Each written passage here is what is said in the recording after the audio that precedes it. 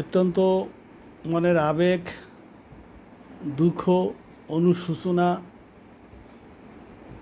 নিয়ে একটা লাইভ করতে আসছি, একটা ভিডিও করতে যাচ্ছি। প্রথম কথা হলো, আমরা অত্যন্ত সৌভাগ্যবান ব্যক্তি যে আল্লাহ পাক আমাদেরকে আশরাফুল মাখলুকাত হিসাবে পাঠিয়েছেন। দ্বিতীয়ত, আমাদেরকে আল্লাহ পাক মুসলমান হিসাবে পাঠিয়েছেন, আলহামদুলিল্লাহ। তৃতীয়ত, আল্লাহর রাসূলের শেষ জামানার উম্মত হিসাবে আমাদেরকে পাঠিয়েছেন। তাহলে সৃষ্টির ভিতরে 18,000 মাখলুকাতের ভিতরে 3টা অবদান, নেয়ামত আমাদের উপরে আছে। একটা হলো আমরা আশরাফুল মাখলুকাত, 2 নম্বরে মুসলমান জাতি, 3 নম্বরে আল্লাহর রাসূলের উম্মত। কিন্তু আমি যদি একটু শক্ত কথা বলি, হঠাৎ করে অনেকে ভুল বুঝবেন, আমাকে গালাগালি করবেন যে আমরা বিশ্বের মুসলমান জাতি বোকা জাতি, বিশেষ করে আমরা বাঙালি জাতি বোকা জাতি। আপনি প্রশ্ন করতে পারেন যে আমরা এত লেখাপড়া শিখেছি, আপনি আমাদেরকে বোকা বললেন, আপনি কি এত জ্ঞানী? না, সেটা না। আমরা যদি বোকা হই তাহলে তার ভিতরে আমিও আছি। বোকা বলছি এই কারণে যে আমাদের নিজেদের সঠিক বুঝটা আমাদের ভিতরে নেই।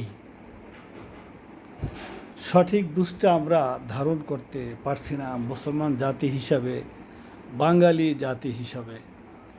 আমি প্রথমত যদি উদাহরণ দেই যে আল্লাহর রাসূলকে আল্লাহ পাক ওমা আরসালনাকা ইল্লা রহমাতাল লিল আলামিন, সারা বিশ্বে রহমত এবং আশীর্বাদ হিসাবে তাকে প্রেরণ করেছেন। এই কথা পৃথিবীর সবাই জানে। তারপরও আমাদের চরম দুর্ভাগ্য, তার পরিবারের লোক বলতে বাবা মা তো ছিলেন না, তার আপন চাচা চাচি, চাচাতো ভাই, এরা তাকে গ্রহণ করতে পারে নাই। শুধু গ্রহণ না, তাকে তার জীবন নাশ করার জন্য অনেক ষড়যন্ত্র করেছে। কোনো মতেই আল্লাহর রাসূলকে তারা মেনে নিতে পারে নাই। কারণ কি? কারণ হলো আমাদের ভিতরে একটা প্রতিহিংসা, পরশ্রীকাতরতা কাজ করে। তারা মনে করেছে যে আল্লাহর রাসূল উনি এতিম, বাবা নাই, মা নাই, ওনার নেতৃত্ব আমাদের মেনে নিতে হবে, ওনাকে আমাদের রাসূল গ্রহণ করতে হবে। এই যে একটা প্রতিহিংসা, এই প্রতিহিংসার আগুনে ধাউ ধাউ করে জ্বলে তারা নিজেদের জীবনকে ধ্বংস করে দিয়েছে। কোরআনে আছে তাব্বাত ইয়াদা আবি লাহাবেও, কীরকম আয়াত নাজিল হয়েছে যে আবু লাহাবের হাত দুখানা মানে কি? আবু লাহাবের অপশক্তি ধ্বংস হোক। এখনও সেই আয়াত তেলাওয়াত জারি আছে। তো এবারে আসেন, আমরা বাঙালিরা আমরা কতটা পিছিয়ে আছি এটা আপনি যদি বলেন। আমি যদি দু একটা উদাহরণ দেই, আজকে আমি যদি বলি অনানুষ্ঠানিক শিক্ষা ব্যবস্থা,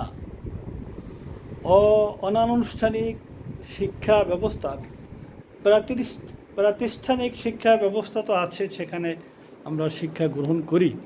তাছাড়াও অনানুষ্ঠানিক শিক্ষা ব্যবস্থার থেকে আমরা অনেক জ্ঞান লাভ করতে পারি। উদাহরণস্বরূপ যদি বলি যে আমি আজকে সোশ্যাল মিডিয়া, ফেসবুক একটা বিশাল আন্তর্জাতিক সোশ্যাল মিডিয়া, এখান থেকে আমরা অনেক জ্ঞান আহরণ করতে পারি এবং করে থাকি। কিন্তু জ্ঞান আহরণের চেষ্টা করি কয়জনে? না, অশ্লীলতা থেকে বিনোদন নেওয়ার চেষ্টা করি। আমি যদি উদাহরণ দিয়ে বলি, নাম উল্লেখ করে বলি, শুনতে খারাপ দেখা যাবে।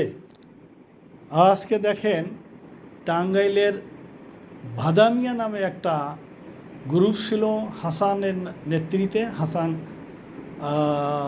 ক্যান্সারে মারা গেছে। সেই বাদাম মিয়ারা যে সমস্ত অশ্লীল ভিডিও ছাড়ত, এগুলোর ফলোয়ার্স এবং ভিউয়ার্সের কোনো অভাব ছিল না। আজকে সেটা অনেকটা হ্রাস পেয়েছে। বর্তমানে হারুন কেসেঞ্জার, চিকন আলী যে নেকেট অশ্লীল ভিডিওগুলি ছাড়ে, এইগুলো দেখবেন যে এর ভিউয়ার্স, কমেন্ট, শেয়ার, সাবস্ক্রাইব করার লোকের অভাব থাকে না। কমেন্ট, শেয়ার, সাবস্ক্রাইব করার লোকের কোনো অভাব থাকে না। এমনিভাবে যত প্রকারের অশ্লীল বেহায়াপনার যে ভিডিওগুলো আছে, সেইগুলো নাম বলে আমি খাটো করতে চাচ্ছি না। সেগুলোর ফলোয়ার্স এবং ভিউয়ার্সের কোনো অভাব নেই। কিন্তু আপনি লক্ষ্য করে থাকবেন যে আমাদের দেবী শেঠি লাইফে এসে ভিডিওর মাধ্যমে অনেক মূল্যবান কথা বলে, যেগুলো শুনলে আপনার জীবন পাল্টে যাবে। সেগুলো কয়জনে শোনে? আজকে পিনাকি ভট্টাচার্য রাজনৈতিক হোক বা যে কোনো দলের পক্ষে বিপক্ষে হোক, তার কথাগুলো শুনলে আপনার কিন্তু এক ধরনের জ্ঞান আহরণ হবে। আজকে সাংবাদিক ইলিয়াস এবং কনক সরোয়ার যে কথাগুলো বলে, আপনি একটু শুনবেন। আমি এত কথা বলছি এই কারণে যে আজকে দেখেন আমাদের রুচিটা কোথায় গেছে। নিষিদ্ধ বস্তুর প্রতি যে আমাদের একটা আকর্ষণ, সেটা যে কেন, এটা আমার বুঝে আসে না, আমি বুঝে বলতে পারবো না। আজকে যদি আমি নাম উল্লেখ করি তাহলে শুনতে একটু খারাপ লাগে। আপনি আজকে দেখেন জয়নাল হাজারীর মতো লোক, শামীম ওসমানের মতো লোক, নাসিরুদ্দিন পিন্টুর মতো লোক, টেকনাফের আব্দুর রহমান বদি না বদর, যাই হোক, এই সমস্ত লোকগুলো নমিনেশন পায় অতি সহজে এবং তারা বিপুল ভোটে বিজয়ী হয় এবং তাদেরকে জনগণ ভোট দেয়। ওখানে আপনি ভালো একজন দিনদার লোক, মসজিদের ইমামের কথা বললাম না, সৎ লোক আছে না, অনেক শিক্ষাবিদ আছে না, তাদেরকে দাঁড় করান এবং দাঁড়ায়ও তারা বিপুল ভোটে জামানত হারায়। তাহলে আমাদের রুচিটা তো এরকম। জোর করে কেউ কারো ভোট নিতে পারে না। জোর করে নিতে পারে 2টা 5টা। শামীম ওসমানের মতো লোককে স্বেচ্ছায় ভোট দেয়, হাজী সেলিমের মতো লোককে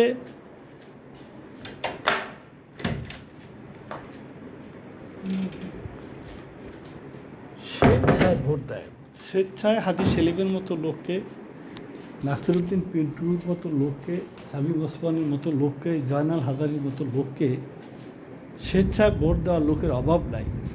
এই জাতীয়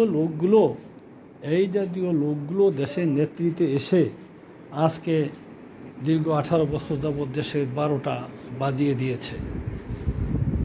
অন্যদিকে যদি বলি, প্রশাসনে আজকে ছাত্রলীগের নামে, মুক্তিযোদ্ধার কোটার নামে যে সমস্ত লোকগুলো পুলিশের অফিসার, বিসিএস ক্যাডারে বিভিন্নভাবে চাকরি দিয়ে, ভুয়া মুক্তিযোদ্ধার সার্টিফিকেট দিয়ে বিচারপতি নিয়োগ করে শামসুদ্দিন চৌধুরী, মানিকের মতো লোককে বিচারপতি নিয়োগ দিয়ে, আবুল খায়েরের মতো লোককে চিফ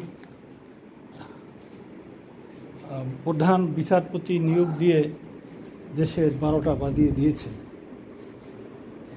আজকে আমি শ্রদ্ধার সাথে বলছি, প্রেসিডেন্ট এবং স্পিকার ছিলেন আমাদের আব্দুল হামিদ সাহেব। আমি তাকে ভালো বলবো, কিন্তু আপনি বলতে পারবেন তার মুখ থেকে জীবনে আপনি একটা গঠনমূলক কথা শুনেছেন, জোকারের ভূমিকা পালন করছে, তার কথা থেকে আপনার জীবনের পরিবর্তন আসছে, দৃষ্টিভঙ্গির পরিবর্তন আসছে, চিন্তা চেতনার পরিবর্তন আসছে, আপনি বলতে পারবেন? আর আমি যদি শ্রদ্ধেয় অধ্যাপক আবু সাইদ স্যারের কথা বলি, তার 2-একটা কথা শুনে দেখেন, তার প্রত্যেকটি কথা থেকে আমাদের শেখার আছে। সেই কথাগুলো কি শুনি? আব্দুল হামিদ খান জোকারের ভূমিকায় প্রেসিডেন্ট এবং স্পিকার হয়ে যে কথাগুলো বলেছেন, কেউ কি বলছে? মহানন্দে শুনেছে। আজকে মমতাজের মতো লোক, সে সংসদ কাঁপিয়েছে, বুকটা ফেটে যায় গান গেয়ে, ওর বুক থেকে কি গঠনমূলক কোনো কথা বের হয়? ও কি লেখাপড়া জানে? আমি জানি না। মমতাজ পপ সম্রাজ্ঞী মমতাজ নারী আসনে হয়েছে না নির্বাচিত, আমার ঠিক মনে নেই। এত কথা বলছি এই কারণে যে আজকে আমাদের সোশ্যাল মিডিয়া বা ফেসবুকে দেখেন, যত অশ্লীলতা আছে এর ভিউয়ার্সের কোনো অভাব নেই। অশ্লীলতার ভিউয়ার্সের কোনো অভাব নেই। যদি বলতে একটু খারাপ লাগে, শুনতে একটু খারাপ লাগে, বাস্তব কথা বলতে সমস্যা নাই। আজকে আপনি ফেসবুকে একটা নারীর ছবি দেন, সেই ছবিটা অশ্লীল অথবা সুন্দরী, দেখবেন যে তার ভিউয়ার্সের, ফলোয়ার্সের ইনবক্স, আউটবক্স কমেন্টের কোনো অভাব নাই। হাজারে হাজারে লক্ষ লক্ষ ভিউয়ার্স পড়ে, পরিচয় জানা নাই, শুধু দেখতে সুন্দরী একটা মেয়ে অথবা অশ্লীল একটা মেয়ে, এইভাবে চলছে। আজকে আরেকটা কথা যদি আমি বলি, যে ছোট পর্দার একজন অভিনেতা, আমি জোকার বলবো বা অভিনেতাই, তাকে খাটো করার চেষ্টা করব না, সিদ্দিকুর রহমান। সেই সিদ্দিক, জানি না তার ওই জগতে তার প্রজ্ঞা আছে হয়তো, তার কথাবার্তার ধরন তো একটা বোকা বোকা ভাব, না বোকা বোকার অভিনয় করে আল্লাহ পাকি জানে। সে চলচ্চিত্রের চিত্রনায়ক ফারুক, গুলশান বনানী ফারুক ইন্তেকাল করেছে, ফারুকের আসনে সে নির্বাচন করবে। সেই নির্বাচন করার জন্য সে বরিয়া হইয়া লাগছে, তার বক্তব্যের কোনো শেষ নেই। লাইফে এসে সে জীবনে আওয়ামী লীগ, ছাত্রলীগ, যুবলীগ যত লীগ করেছে তার যে অবদান, সেই অবদানগুলো সে ব্যাখ্যা করে তুলে ধরছে। তার অবদান নিজেই স্বীকার করেছে, যদিও সেই তার নিজের পায়ে নিজে কুড়াল মেরেছে, সেই পরিণতি হবে এটা তো সে বুঝতে পারে নাই, কিন্তু সে নমিনেশন পায় নাই। নমিনেশন পাইছে আরাফাত। নমিনেশন না পেয়ে সে মনের কষ্টে দুবাই চলে গেছে মার্কেটিং করতে। তাহলে একজন ছোট পর্দার অভিনেতা, তার ব্যাপারে কার কতটুকু ধারণা থাকে? তবুও আমি যতটুকু জেনেছি, সে স্পেনে বিবাহ করেছে। স্পেনের মেয়ে না বাংলাদেশি বংশোদ্ভূত স্পেনি মেয়ে, অতটা জানা ছিল না। কিন্তু আজকে নির্মমভাবে জনগণের হাতে ধোলাই খেয়ে সিদ্দিক অ্যারেস্ট হয়েছে। সিদ্দিক আওয়ামী লীগের জন্য কী করেছে সব নিজেই স্বীকার করেছে। সে কতটা করাপ্টেড তাহলে এই সরকারের চোখে, সে নিজে স্বীকার করেছে এগুলি করছে। সে অ্যারেস্ট হওয়ার পরে কোথা থেকে আসলো তার ওয়াইফ, সিদ্দিকের ওয়াইফ। সেই মেয়েটার পরিচয় কি? সিদ্দিকের ওয়াইফ। সেই মেয়েটা বলতেছে যে সিদ্দিক তো আমার স্বামী ছিল, 7 বছর আগে তার সাথে আমার ডিভোর্স হয়েছে, সে তো আমার স্বামী না। তবুও এই পরিচয় আমি পরিচিত কেন সিদ্দিকের ওয়াইফ বলছেন। সেই মেয়েটাকে দিয়ে ক্রিকেট খেলায়, ক্রিকেটের বলটা সে ধরতে পারে না, সে ব্যাটটা ধরতে পারে না, কিভাবে ব্যাট ধরতে হয়, কিভাবে বলটা হাতে ধরতে হয় জানে না। তারপরও সাংবাদিকরা তার পিছনে লাইন দিয়ে তার সাক্ষাৎকার নেয়, অযথা মিথ্যা আশ্বাস দেয়, আপনি ভালো খেলছেন, আপনি পারফরমেন্স ভালো, প্র্যাকটিস করলে আরও ভালো করতে পারবেন। ও তো খুশিতে বাঘ। কিছুদিন পর এই লাইফে আসে, মিডিয়ায় আসে, নানান ধরনের কথাবার্তা বলে, অনেক দেখেন কীভাবে সে ভাইরাল হয়ে যায়। সিদ্দিকের ওয়াইফ, এই হলো তার পরিচয়। ওই যে নোংরা লোকের চোখে একটু ভালো লাগে, পোশাক আশাকের ধরন অন্যরকম, তাহলে এই দিকে আমরা আকৃষ্ট হই। কিন্তু আমি বিনয়ের সাথে বলবো, আমার কথা বাদেই দিই, আমার মতো এরকম হাজারে হাজারে লোক আছে, এত সুন্দর লাইফে এসে এত সুন্দর কথা বলে, এত ভিডিও তৈরি করে, ওর একটা শব্দ, একটা সেন্টেন্স যদি কেউ মনোযোগ সহকারে শোনে, তাহলে তার জীবন পাল্টে যাবে, তার দৃষ্টিভঙ্গি পাল্টে যাবে, তার চিন্তা চেতনা সব কিছু পাল্টে যাবে। এবং এমনও হতে পারে, যদি মনোযোগ সহকারে শোনে, তাহলে সরকার বাধ্য হবে কনস্টিটিউশন চেঞ্জ করতে। তার কথার ভিতরে এরকম কথা আসে, যাতে প্রয়োজন হবে কনস্টিটিউশন চেঞ্জ করতে, সংস্কার করতে। কিন্তু আমরা তো সে কথাগুলো শুনি না, আমরা তো মন দিয়ে সে কথাগুলো শুনি না, আমরা স্কিপ করে চলে যাই। আমরা আজকে দেখেন যে কথা বলা, সাজিয়ে গুছিয়ে কথা বলা একটা শিল্প, এই গুণটা সবাই থাকে না। আজকে দেখেন, আপনার আমার মতো একটা লোক যদি কোনো টিভি, স্যাটেলাইট টেলিভিশনের একটা অনুষ্ঠান উপস্থাপন করতে যায়, 10টা লোকও শুনবে না, 10টা লোকও শুনবে না। আর সবচেয়ে তার আগে কথা হলো, আপনাকে নেবে না, বলবে যে আমার খরচ পয়সা উঠবে না। আপনি উপস্থাপনা করলে 5টা লোকও শুনবে না, ওই যে টিভি বন্ধ করে দিবে, যেই চ্যানেলই চ্যানেল বন্ধ করে দিবে। ভাইরাস একটা শর্ট ড্রেসে একটা মেয়ে, সুন্দরী হোক আর যাই হোক, তাকে দিয়ে উপস্থাপনা করলে মানুষ টিভির সামনে থেকে আর এদিক ওদিক যাবে না।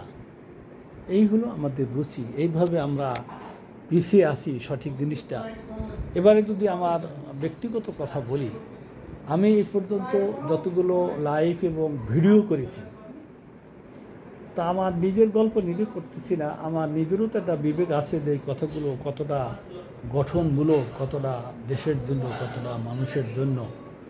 তো এগুলো কারো শোনার ধৈর্য নেই, শোনে না। কেউ মনে করে যে ওই মাস্টার মানুষ, ও কী দিয়া কী বলে, পোলাপানদের কী দিয়ে কী পড়াইছে, সারা জীবন ভুল পড়াইছে, he has done the work, হয়তো he have done the work, এরকমও পড়াইছে। তো এই মাস্টার আর কী বলবে? 5টা মিনিট, 10টা মিনিট, আমি 10 মিনিট এবং 12 মিনিটের বেশি কোনো ভিডিও বা লাইভ করি নাই। তো একটু সময় লাগে, তার কারণ সমস্যা তো মুখ দিয়ে কথা আসে না, 2-5 মিনিটে কথা বলা যায় না। কিন্তু আমার আফসোস লাগে, আমার যতগুলো ভিডিও, আমার যতটুকু মনে পড়ে 300-র কাছাকাছি একটা ভিডিওতে ভিউয়ার্স আমি পেয়েছি।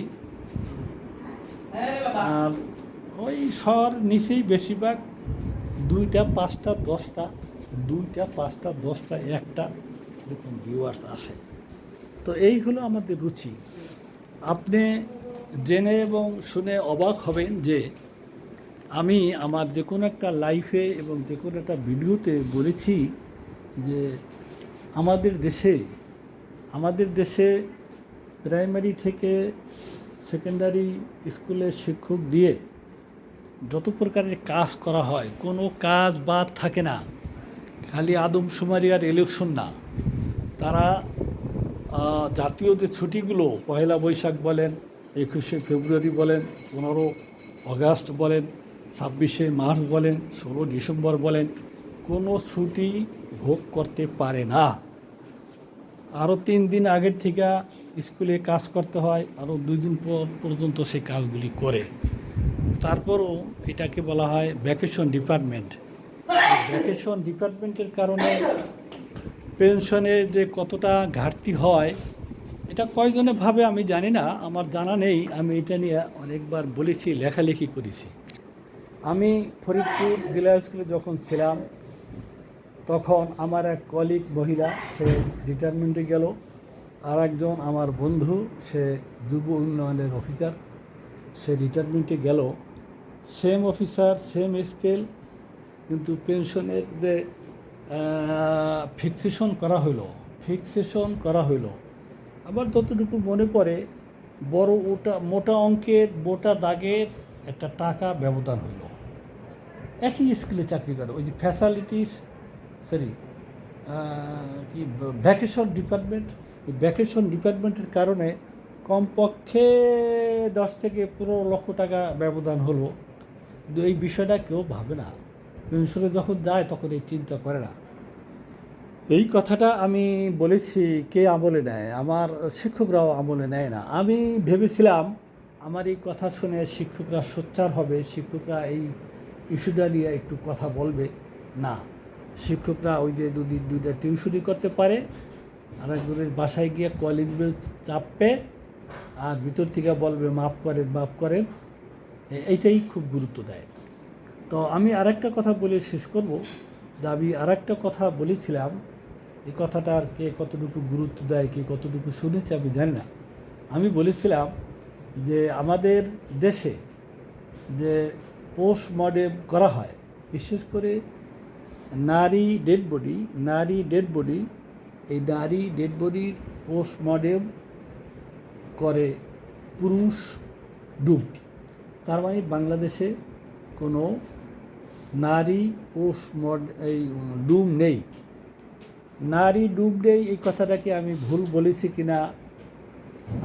বলেছি কিনা আর একবার বলি, আপনারা একটু বিশ্লেষণ করে খোঁজ দিয়ে অনুসন্ধান করে জানবেন যে বাংলাদেশে নারী মডেম নেই।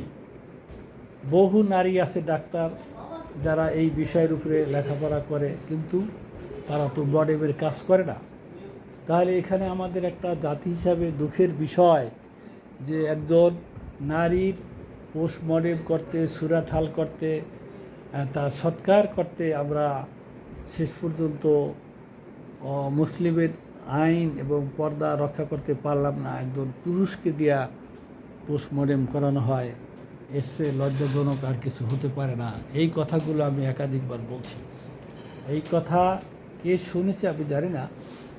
যদি কেউ শুনে থাকে, এই ব্যাপারটা যদি কারো স্পর্শ করে, তাহলে আমি খুশি হব। এবং এইটা নিয়ে যদি সরকারকে জাতীয় সংসদে এই কথাগুলি তুলে ধরে, আমার পক্ষে তো জাতীয় সংসদে তুলে ধরা সম্ভব নয়। তা আমি এই যে কথাগুলো বললাম যে আমরা মুসলমান জাতি হিসাবে অনেকটা পিছিয়ে আছি, এখানে একটা কথা আমি বলবো যে আমরা ভাগ্যের উপরে ছেড়ে দেই। তো শহীদ প্রেসিডেন্ট জিয়াউর রহমানের আমলে, তখন আমি প্রাথমিক শহীদ প্রেসিডেন্ট জিয়াউর রহমান যখন প্রেসিডেন্ট ছিলেন, শুরুতে আমি কলেজের ছাত্র, ঢাকা কলেজের, পরবর্তীতে আমি বিশ্ববিদ্যালয়ের ছাত্র। তো সেখানে আমি ঢাকা শহরে বিভিন্ন জায়গায় দেখেছি যে একটা আয়াত লেখা ছিল, ইন্নাল্লাহা লা ইউগাইয়িরু বিকওমিন হাত্তা ইউগাইয়িরু বিআনফুসিহিম।